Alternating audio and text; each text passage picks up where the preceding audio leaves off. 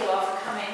I want to tell you that in my minutes, I said that Jean's daughter, Ellen, would be here from New Mexico to do the program tonight, but she was unable to be here. And so Jean's sister, Margaret Harrison, is taking her place. And Margaret has a place on Thompson Lake, a cabin that belonged to her mother, and also lives in Hollis, Maine. And so she has brought quite a collection of prints that she and sister-in-law Julia have, and also a number of prints, unframed prints for sale. And so I'll turn it over. My niece, Jean's daughter, sent along some recollections that she had, so I feel like I should move closer, but let me know if you're having trouble hearing. When she found that she couldn't come, she sent along recollections of the way Jean did her work and her personality, and so I've kind of used that to incorporate along with writings that were done about my sister in some local magazines and newspapers. And if any of you knew Jean and want to contribute anything anytime during the program, just speak up. She was my older sister. There were 4 of us, and I'm 9 years younger than she. And my memories of her go back to, as a kid, she always had art materials around. And I remember the oil paints, watercolors, charcoal, India ink, and as a kid, it was just so much fun to be able to play with those. And I remember being in bed one night and finding a tube of her blue oil paint. It was this wonderful shade of blue, and I got so excited I just squeezed it for all it was worth. And of course, it popped right open and got all over the wool blanket. And if we still have the blanket, you can see this, like it was never ever going to come out. And then the India ink, God, that was just the bane of my mother's existence. Once it hit, whatever it hit, it was never coming out again. But Jean always had the capacity to really get excited about art. And as a child, I would just be doing little things with art. But she'd go into her art teacher in high school and bring it in and say, oh, look, she's wonderful. It's like, no, but thank you. She just had such enthusiasm and really wanted people to feel that way about whatever they did. So she was a remarkable person, and I was fortunate to have her in my life. She was born in 1936 in Westfield, New Jersey, where we were born and raised, and she went on to Colby Junior College, Colby Sawyer College now. And she had a Zoomer personality. She was president of her senior class there. She didn't have formal art training, but she had art courses that she took. That's somewhat formal. After she graduated, she went on and had some study with a fellow in New York City and another at University of Hartford School of Fine Arts. She married her high school sweetheart, Murray Randall, an engineer, and they had 2 children, Ellen, who's currently living in New Mexico, very excited to be moving back east. And Ellen, she got a doctorate from MIT in applied mathematics, and she worked at Los Alamos lab and decided she really didn't like applied mathematics or science. She really loved art. So she's having a very wonderful time pursuing her career as an artist, and she's doing wonderful work. Her brother, Bruce, 18 months younger than she, is living in Massachusetts, and he was trained as an engineer, and he's now an environmental activist and pursuing leaving the smallest carbon footprint on the earth possible, very successfully.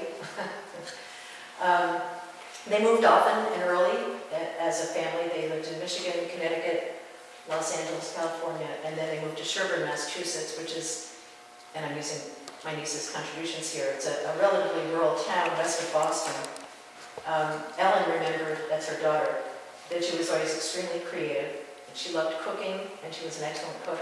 And I have very wonderful memories of that. At Christmas, we would get together, Jean would make a Yule log, and it was like a mocha torte that had this wonderful filling, and she'd roll it up, and then she'd put this frosting on and decorate it with pistachio nuts, and she would put the markings on it, and I mean, it looked like a log, and it tasted a million times better. It was such a treat. She loved gardening. They had a big vegetable garden. They made their own maple syrup. Her husband found an old cider press, and they made cider. And she was always busy. She braided rugs, one of which I have at my house. She made bread. She made clothes, and she painted as much as she could. Having a young family, it wasn't as much as she would have liked, I'm sure. And she taught some private classes. In Sherburne, she focused on oil portraits, and that culminated in what Ellen calls a wonderful series on Gloucester fishermen. And I only have one of those in Gloucester, Massachusetts. She would go down, and she made friends with the fishermen, which you can imagine, because I can't imagine someone like this sitting for a portrait, but that was the only one that I had of one of the Gloucester fishermen. And then in conjunction with that, I remember that she had, of an afternoon, done just a really quick portrait of a friend of mine when I was up at my parents' place. And she just put that together in a matter of a couple of hours, and she really captured the person. Can you hold it this way, please? Yeah. Yes, thank you. So she was working in oils at that point. And then, well, my sister-in-law Julia has a recollection of working with Jean, having fun with Jean. And she's going to share her experience. Go ahead. Yeah? Yes, now. Who was, Would you mind setting up there? Come on. I remember when we were coming back up, the family's coming back up to the Cape for our vacation in 1966 it was. And our kids were a little, the youngest one was 2 and they were 7 and 9, and I don't know how our Jean's kids were 30 or something. Yeah, they were all kind of. They were all there.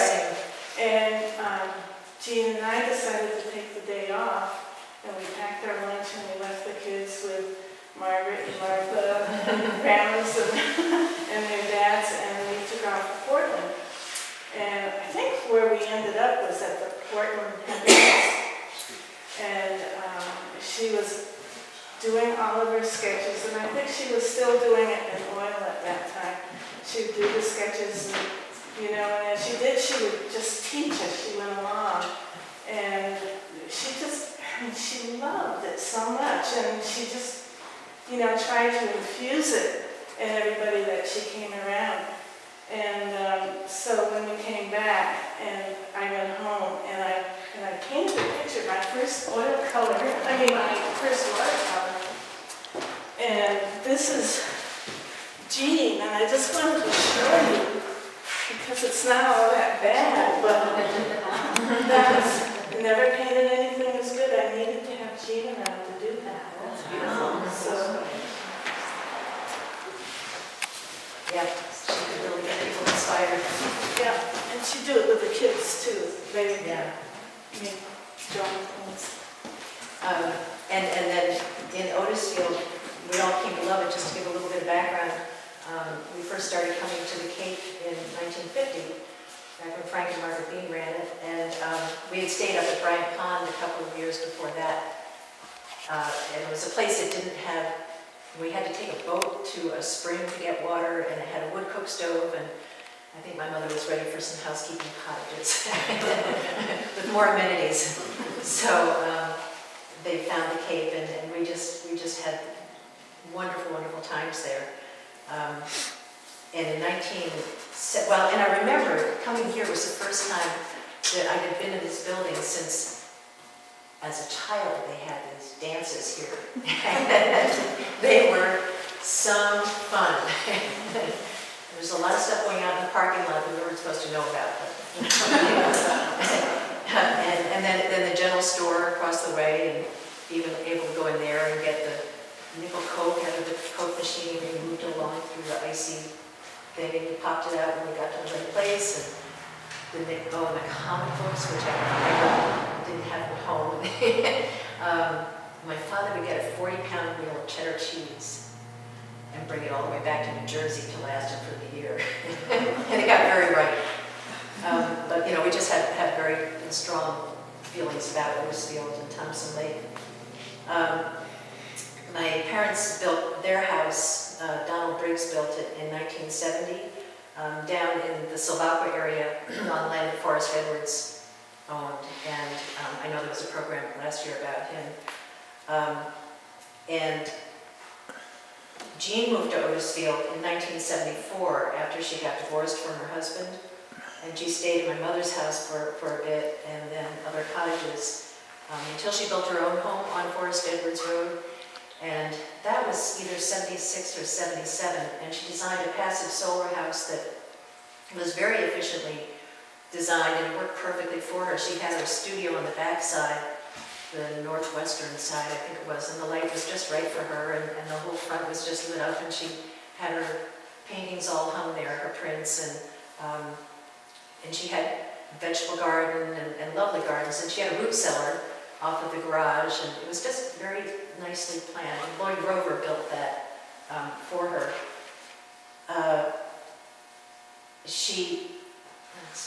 I know, the door out front I wanted to mention, because there's a door out front, she carved that for her house, and it's been in the basement at my mother's. We took it off when the house was sold. And that is the only thing we have that she carved. She did all of her prints using wood blocks that she carved, but she destroyed the wood blocks because after a print was done and she pulled all the prints that she was going to do, she'd destroy the wood blocks so that no more prints could be done. So if you have a chance to look at that, it gives you a sense of the strength and the power and the creativity in the work that she did in order to achieve these prints. And I was just blown away when I saw that again, and we brought it out today. It's a marvelous thing. As her daughter said, she loved Otisfield and she thrived here artistically. She found the people welcoming and the area inspiring. And there's an article, a close friend of hers, well, some of you might remember Pat White. Her married name was Gory. And she wrote for a magazine called Bittersweet Magazine, which was a wonderful local magazine. And in the article she wrote about Jean said, "I feel I was newly born when I moved to Maine, and everything I do reflects my love affair with this place. I'm part of a backdrop," she says, and it's true, for it's impossible to find the line where Jean Randall ends and her art begins. She's blended all the individual components of her home, her garden, and woods into a soothing, harmonious whole in which she herself is perfectly integrated. And this article is out on the poster board that Jean Hankins put up. Also, you can see the prints that were included in that. And Jean said that I'm as much in love with gardening as anything else I do. I love to get up in the morning. Jean does seem to run through her days like an excited child, as if there were a surprise waiting behind every bush. I never know what I'll see when I open my door. Maybe it'll be a chickadee or a pine branch, or a day like one last summer, straight out of a Japanese watercolor, all pink and gray. And a hummingbird was in the phlox. Words tumble over each other as she describes her reactions to sights that most people would not even notice. Even fog overwhelms me. It's like velvet, like the world being wrapped in gauze. And when it lifts, it's brigadoon. And that just gave a good sense. Oh, and then at the end of the article, she goes on to say, the closer I get to the earth and the basic elements of life, the more in touch I am with the elemental things within myself, my own essence. I feel such a oneness with nature now, and I want others to feel that way too. The arts are so very necessary to man, such a joyous way to acknowledge that we love our earth, that we are glad of the gift of life. Transferring an experience into an art form enables you to relive it. If you are free artistically, you can find a way to capture a walk on a dusty country road, or a day at the seashore with its salty smells, the texture of barnacles, the damp sand between your toes, the sound of the surf in your ears. Art isn't what Jean Randall did, it's what she was.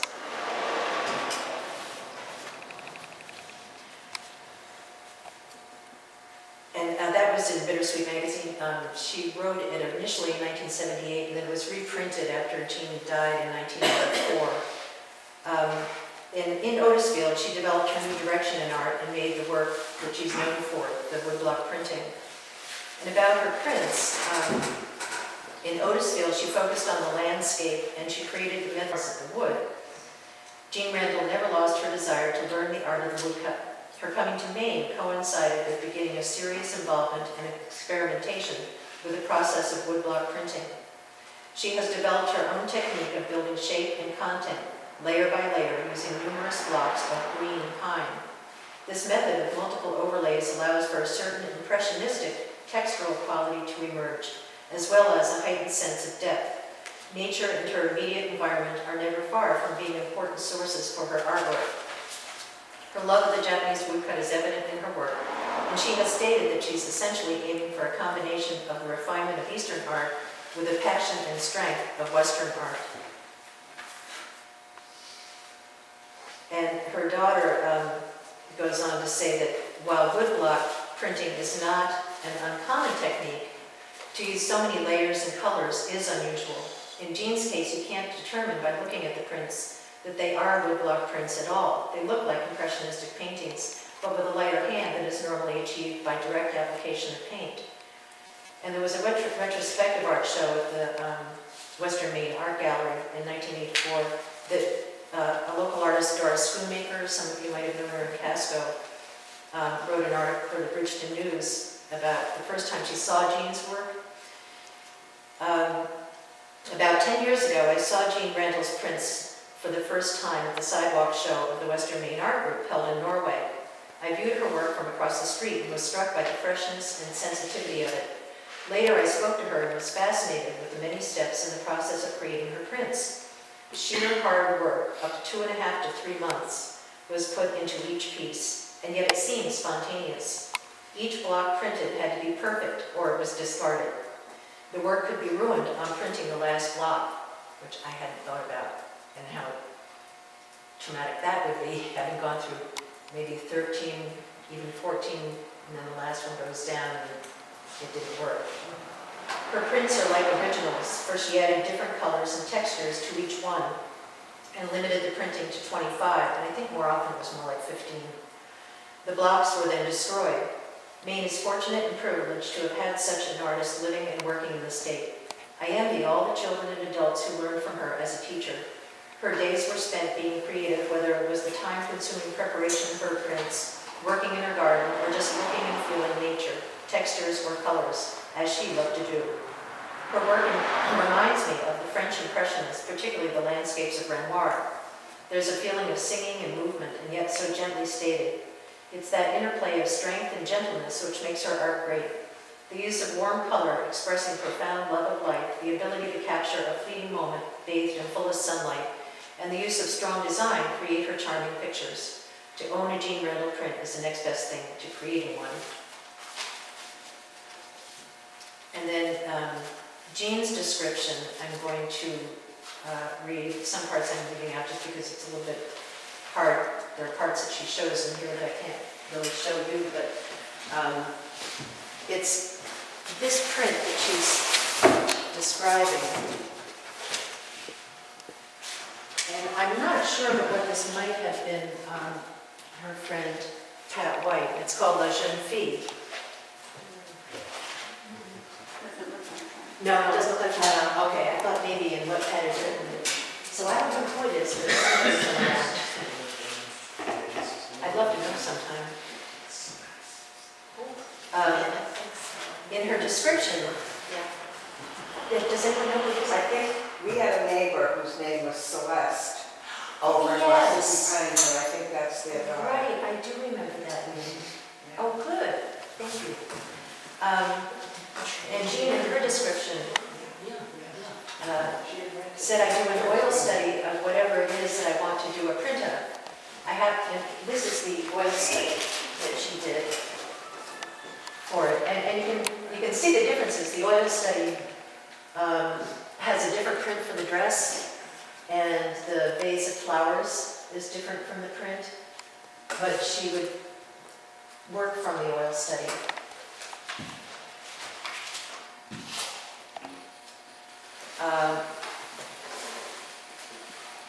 I have to do a study because any print takes me an average of 1.5 months to complete.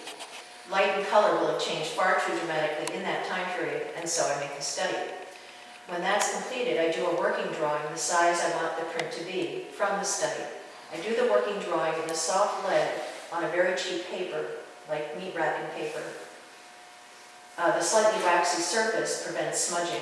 When I've completed the drawing to my satisfaction, I give the dimensions to a very close friend and very fine carpenter around the corner. And she has a footnote here saying, we have large corners up here, so that's 1.5 miles away. And she's referring to Bill Winslow, her very, very, very dear friend, and he was a tremendous partner and help to her, and vice versa. And he was just very instrumental in making this happen for her. He gets as clear a piece of green pine as is still available. Because clear pine is rare now in anything over an 8-inch board width, the block will have to be glued and clamped. He always arrives with a block in very short order with no seam showing. I mention all of this because the state of the block is so important to the appearance of the finished print. I use green pine because it is soft and not nearly as expensive as some other wood. I'm going to use a print that I'm working on now. It's a rigorously composed print of a young woman sitting in a chair, pensive, I hope, with a straw hat showing. I guess that... Yeah, that's Straw good. hat, yeah. A Japanese screen in the background. On the right, a corner of the artist's proof, on the right, and a corner of the artist's proof, which is another one of her prints, in the left-hand corner. And I want to show you that because this was her daughter Ellen, and it's the artist's proof being the first Chloe, and this was her firstborn. And then you can kind of see that this was in the upper left corner of that print.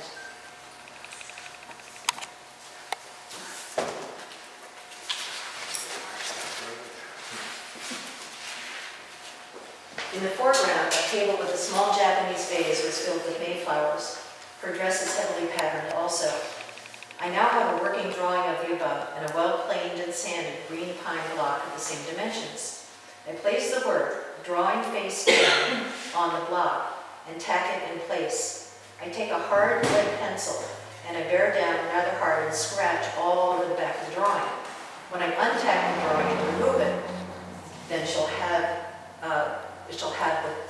the drawing that she's transferred, where she shows what she was doing in black and white.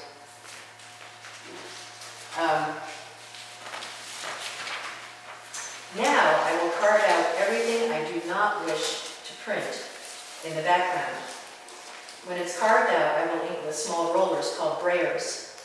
To print, I place my print paper down on a padded area. I place the inked block face down on the paper and stand on the block. So she would literally use her body weight to print.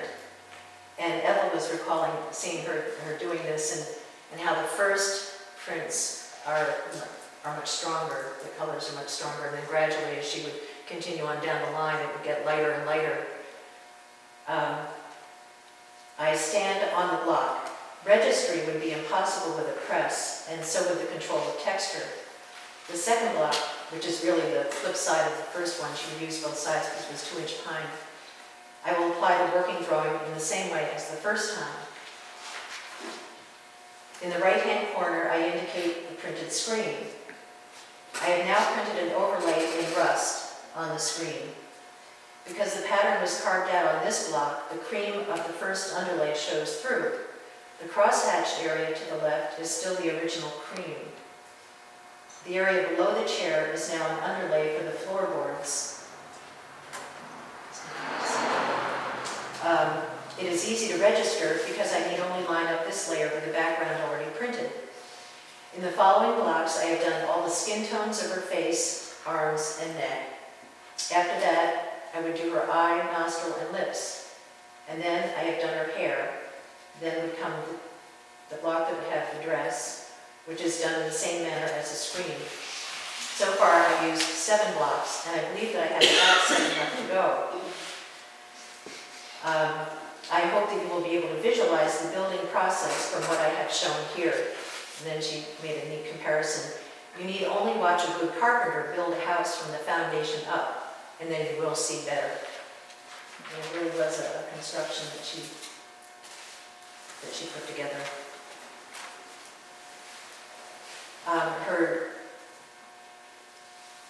Oh yeah, and I wanted to show a couple of, here's one, an oil study that she did for this print, the Beryl Sky, and I have to say,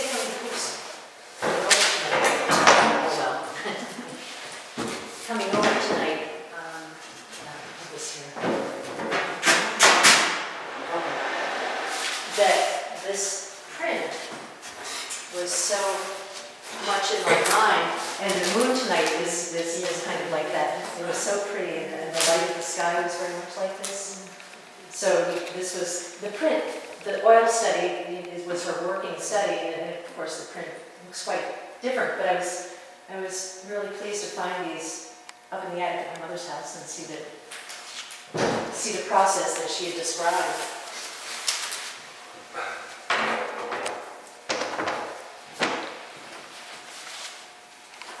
And her daughter points out it's a labor-intensive and complex process, but for Jean it gave just the look she wanted. As Jean herself said, one reason I love doing woodcuts is that it allows me to express both delicacy and ruggedness. With any type of print, of course, you get more than one copy. Jean generally made a maximum of about 15 each, and then she would destroy the blocks to ensure that no more would be made. And there are subtle differences between each one. And I put some over here. There are others around the room, one framed and then an unframed one down below. But in this area, there are ones that have 2 side by side, and at least in this part you can see the lights, I think, okay. You can kind of look for differences from one print to another, and the number of prints is down in the lower left corner, like 1 of 11 might be the first out of 11 that she did. For her honors, she had a one-woman exhibition at the Western Maine Art Gallery in 1974, the Maine Art Gallery in Wiscasset in 1976, and the Payson Gallery at Westbrook College in UNE in 1981. She received the first prize at the Norway Art Festival in 1978, and the second Purchase Prize Norway Art Festival in 79, and the first prize North Conway Art Festival also in 1979 for a print that I wish I had, which is called We Gather Together, and it was shown on the cover of Bittersweet magazine in 1981. It's a beautiful piece. She died, I have to say that I found it so interesting. When Ethel and I talked, she asked when it would work out for me, and I said, September, summer's kind of busy, so why don't we do it in September? And I wasn't, thinking along those lines at the time, but she died September 22nd in 1984, and almost 25 years ago today, last Tuesday. And she had struggled with mental illness for much of her life. She was diagnosed as schizophrenic, manic depressive, probably what would be called bipolar. And the editor of Bittersweet magazine wrote in the preface to the article that Pat White wrote about Jean, that when she was up, she was sparkling, electric, creative like no one I've ever known. But when she was down, as Pat White once put it poetically, her paintbrushes were dipped in hell. And her daughter goes on to say that to date there is still no good treatment for this illness, although it is a bit better understood as the physical and chemical problem that it is, and not the emotional issue to be blamed on either the victim or the family that was so often so in the past. Besides being very creative, Jean was always hopeful, and she was a fighter. She tried many approaches to managing her illness and staying productive, but in the end, none really worked. As her breakdowns came closer together, she came to realize that she could not carry on the struggle. When she finally took her life, she was not in a depressed state or having a breakdown. Indeed, she was very much in control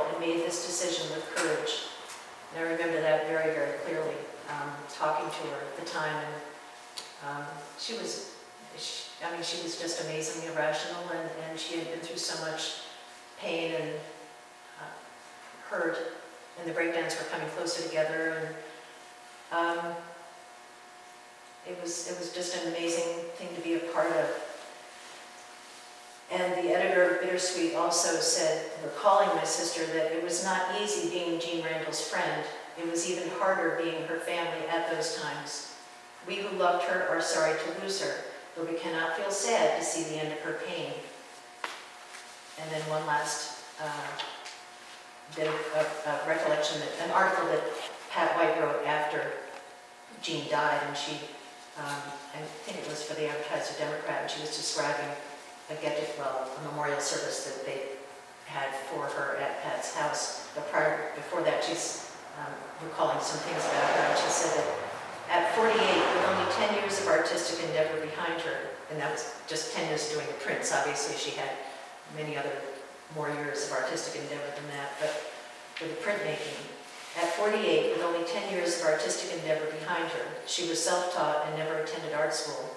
Jean left an enormous body of work, as yet uncounted, for she literally lived to work, to observe, meditate, absorb, sketch, paint, and chisel. She took no trips, took no holidays, led no social life, and saw almost no one but a very few friends whom she could trust to be tolerant of her illness and continue to love her. But she lived her life like a prayer and a song. Anyway, basically she was joyous, totally aware of being alive, being here, now. Her vision was a child's, unclouded, never dulled. The rolling hills soothed her, and she thanked them in the way she knew best, by embracing them with brushes. Apple trees and old barns plunged her into an ecstasy. She never tired of translating them onto canvas. She left a legacy behind, her art, which we can all appreciate, and those who knew her still remember her infectious enthusiasm, vitality, and charisma. Her daughter and I have put together as many of Jean's prints as we could for the show, and Ellen was going to be, well, she has sent a box of a number of her small prints, but they hadn't arrived in time. So I put contact information for you if anyone's interested in seeing those, and all of the artwork here tonight, with the exception of a couple, it is all for sale. It's been, it's a shame to have it unseen for 25 years, and we've taken, we have the original price and then taken off like a third off of that because it's just been in storage, and if anyone is interested, any of these and the ones up at the table, and they're priceless. And then I have contact information if anyone decides to purchase something later on. And her daughter has said that you can see many familiar Otisfield sites in the prints. She had a great eye for color and a love for the area which she successfully captured. And then, I know you've had a chance to look at a lot of the artwork already, but if you haven't, please do. If there's anyone who has any other recollections that they'd like to share, Ethel.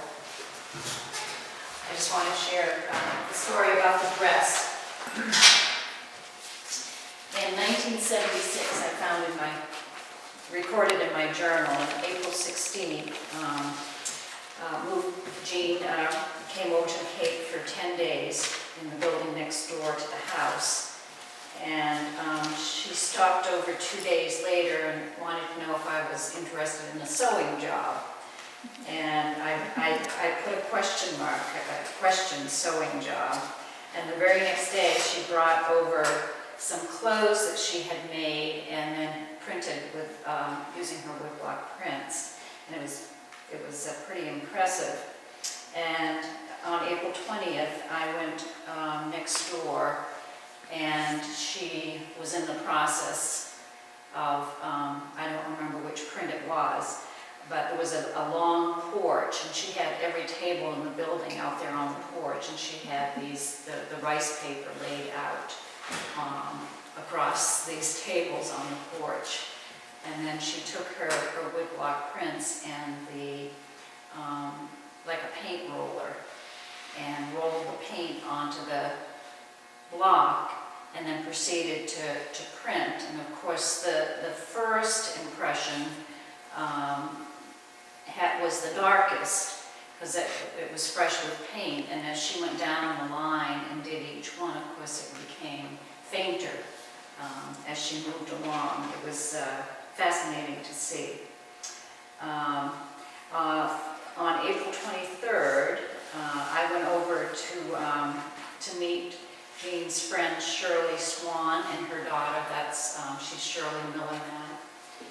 Some of you may know Shirley. She sometimes is a minister at the Universalist Church. And on April 26th, Jean brought me fabric, and I cut out the dress and the lining and sewed that together. And April 27th, I worked on the dress all day. That was before I had 4 children. I had just one then. And I had to replace the front panel. I think it must be the skirt front panel, because I had gotten some grease spots on it. So that cost me some time and material. But then Jean brought over the material for the sleeves, which she had printed. And then I put the sleeves, worked on the dress the next day, and then finished it on April 30th, finished the sleeves of the dress. And then Linda, on May 1st, Linda, which I think must be Linda Hooker, pinned up the hem on the dress, and then I finished the dress on May 1st. And on May 2nd, I went to the opening of Jean's clothing line, which was held at Maurice's restaurant, and modeled the dress that way.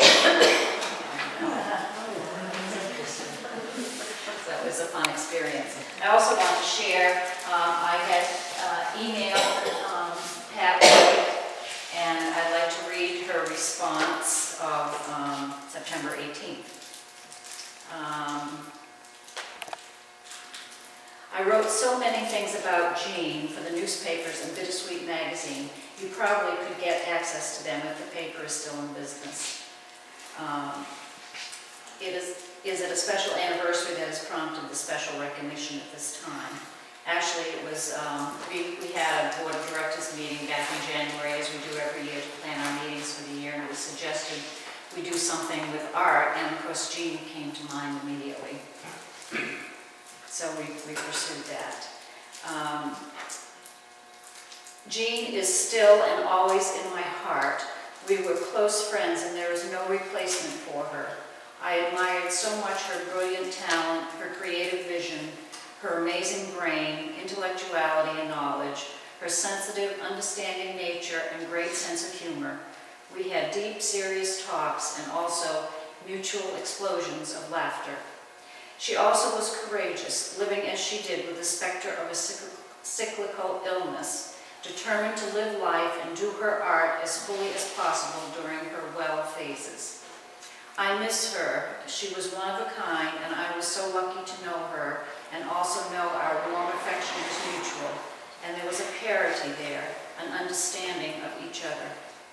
After she died, I invited other friends of Jean's to my little house there in Otisfield, where we honored her and shared memories, and played special music that Peter Lenz put together on a tape for us. We communed with Jean's spirit by sharing the last loaf of bread she had baked and the last jam she had made.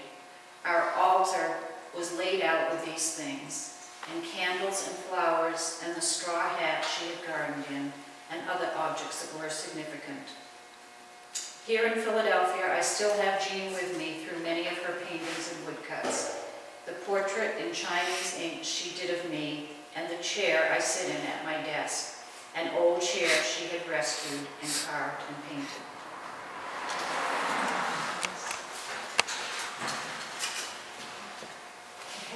Thank you. Thank you.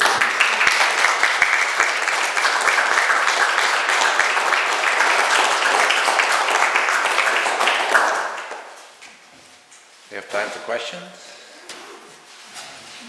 I have one question, something, when I tell people about this, they say, I've never heard of this, and that is that in 1978, I was discussing with Jean a stained glass window for my house. Now, did she do much of this, or? Not that I know of. I know Okay. that she designed a house down in the Silvacqua area that had stained glass in it. It was a passive solar house, but I don't know how involved she was with it. Well, she was certainly interested in doing my window.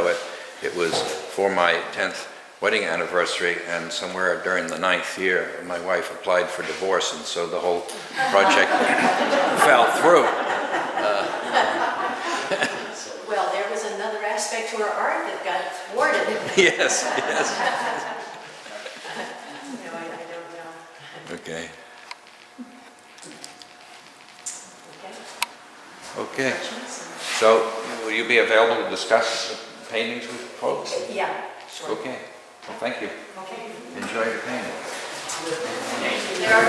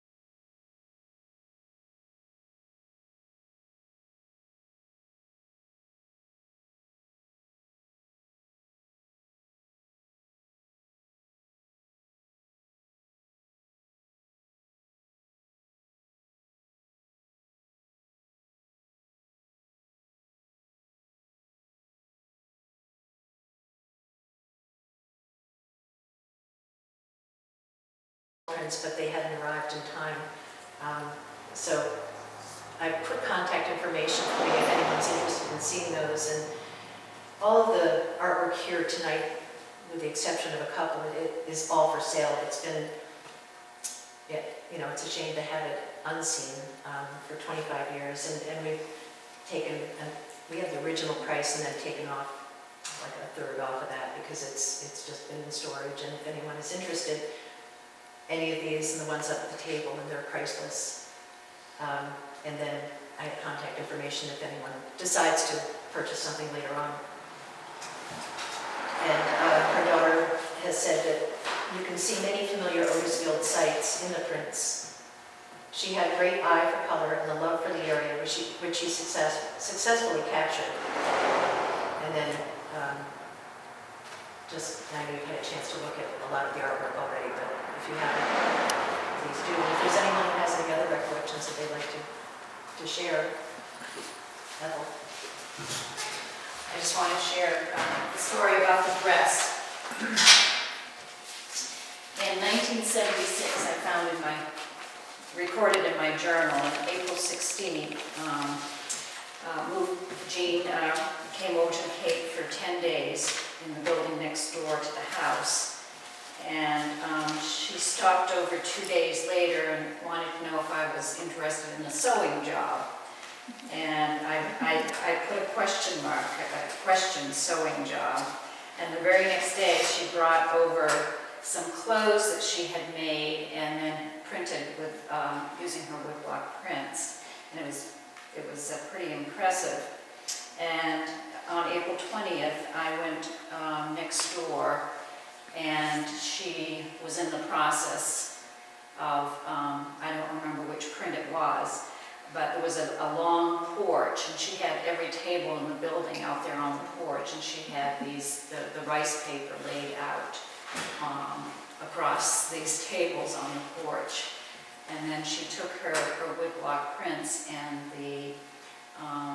like a paint roller, and rolled the paint onto the block, and then proceeded to print. And of course, the first impression was the darkest, because it was fresh with paint, and as she went down the line and did each one, of course, it became fainter as she moved along. It was fascinating to see. On April 23rd, I went over to meet Jean's friend Shirley Swan and her daughter. She's Shirley Miller now. Some of you may know Shirley. She sometimes is a minister at the Universalist Church. And on April 26th, Jean brought me fabric, and I cut out the dress and the lining and sewed that together. And April 27th, I worked on the dress all day. That was before I had 4 children. I had just one then. And I had to replace the front panel. I think it must be the skirt front panel, because I had gotten some grease spots on it. So that cost me some time and material. But, then Jean brought over the material for the sleeves, which she had printed. And then I put the sleeves, worked on the dress the next day, and then finished it on April 30th, finished the sleeves of the dress. And then Linda, on May 1st, Linda, which I think must be Linda Hooker, pinned up the hem on the dress, and then I finished the dress on May 1st, and on May 2nd, I went to the opening of Jean's clothing line, which was held at Maurice's restaurant, and modeled the dress that day. So it was a fun experience. I also want to share, I had emailed Pat White, and I'd like to read her response of September 18th. I wrote so many things about Jean for the newspapers and Bittersweet magazine. You probably could get access to them if the paper is still in business. Is it a special anniversary that has prompted the special recognition at this time? Actually, it was, we had a board of directors meeting back in January, as we do every year, to plan our meetings for the year, and it was suggested we do something with art, and of course Jean came to mind immediately. So we pursued that. Jean is still and always in my heart. We were close friends, and there is no replacement for her. I admired so much her brilliant talent, her creative vision, her amazing brain, intellectuality and knowledge, her sensitive, understanding nature and great sense of humor. We had deep, serious talks and also mutual explosions of laughter.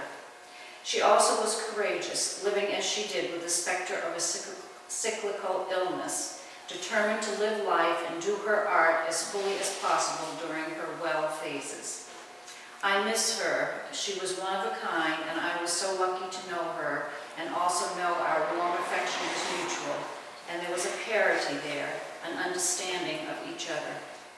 After she died, I invited other friends of Jean's to my little house there in Otisfield, where we honored her and shared memories, and played special music that Peter Lenz put together on a tape for us. We communed with Jean's spirit by sharing the last loaf of bread she had baked and the last jam she had made. Our altar was laid out with these things, and candles and flowers and the straw hat she had gardened in, and other objects that were significant. Here in Philadelphia, I still have Jean with me through many of her paintings and woodcuts. The portrait in Chinese ink she did of me, and the chair I sit in at my desk, an old chair she had rescued and carved and painted.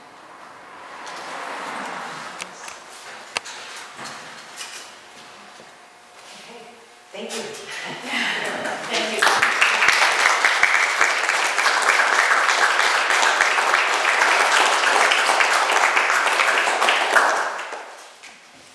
We have time for questions? I have one question, something, when I tell people about this, they say, I've never heard of this, and that is that in 1978, I was discussing with Jean a stained glass window for my house. Now, did she do much of this, or? Not that I know of. I know that she designed a house down in the Silvacqua area that had stained glass in it. It was a passive solar house, but I don't know how involved she was with it. Well, she was certainly interested in doing my window. It was for my 10th wedding anniversary, and somewhere during the 9th year, my wife applied for divorce, and so the whole project fell through. Well, there was another aspect to her art that got thwarted. Yes. No, I don't know. Okay. Okay. Okay. So, will you be available to discuss paintings with folks? Yeah, sure. Okay. Well, thank you. Okay. Enjoy your painting.